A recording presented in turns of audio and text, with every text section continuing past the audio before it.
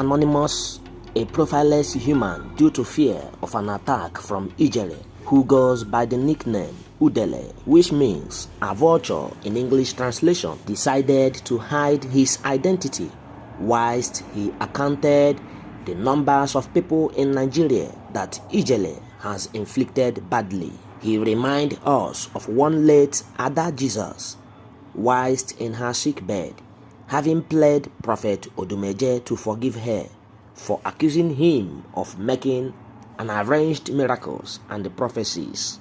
The Mr. Ijele, who is today in prison custody in the remote Kirikiri prison yard in the north, at the time never hesitated to condemn Prophet Odumeje for taking a glory that it was his words that put the deceased Ada Jesus in the situation she found herself. He, Ijele, said, and I quote, "There are people that you cannot mess with." He was referring to himself, and he said, if Ada Jesus recovered from her sickness, then everyone will know that he isn't the real Ijele. He questioned what power has Prophet Odumeje got. Secondly, Mazi Nnamdi Kanu, the IPOB freedom fighter, having been abducted and detained by the DSS, Ijele immediately made a video in which he claimed the responsibility of every route followed to bring Mazi Nnamdi Kanu down to Nigeria and imprisoned him. He gave glory to himself and began to come out in every court sitting claiming that he's got several numbers of evidences against Mazi Nnamdi Kanu. But let us ask for 1 minute. Ijele followers or anyone very close to Ijele could at least know 1 or 2 evidences with Ijele against Mazi Nnamdi Kanu. Can you tell the public what Mazi Nnamdi Kanu did to Ijele, his family, or a family of a Nigerian citizen? This doesn't end here.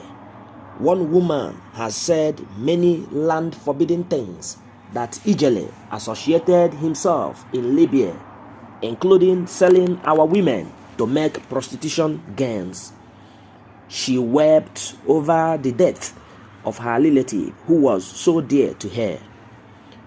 Also, a few weeks ago, one Mrs. Ogechi Njaka gave an account of nefarious activities that Ijele has involved in, including the guns brought off his flat in Turkey, the period he lived in Turkey, after which he was deported back to Nigeria. We have gathered an information that Ijele so much hates Mrs. Njaka for telling the truth, and that was why in many of Ijele's video clips he mentioned and abused Mrs. Njaka. Another man who has said a lot concerning the detained Ijele is JPAC Chief of Staff Comedy, and has expressed his disappointment in a few numbers of people who have asked for the freedom of Ijele.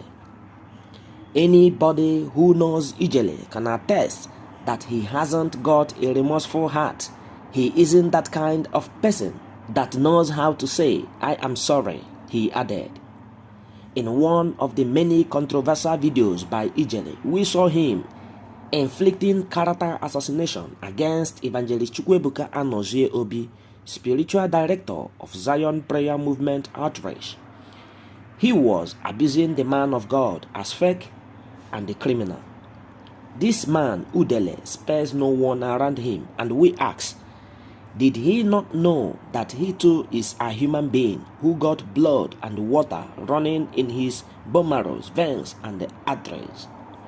Well, following an information that we received a few hours ago, because someone has asked when the court sittings of Ijele shall start, the answer is no substantial or justifiable or verifiable evidence has been provided yet by the Ijele's counsel in order to cause the open of a court sitting. If you like the information that we are releasing here on a daily basis but haven't subscribed to Kibri's Got Talent on the bottom right corner of this video. Be quick to subscribe now and click on the bell icon in order to begin to receive an update concerning the Ijele's prison nemesis and the other news that you wouldn't like to miss out their information.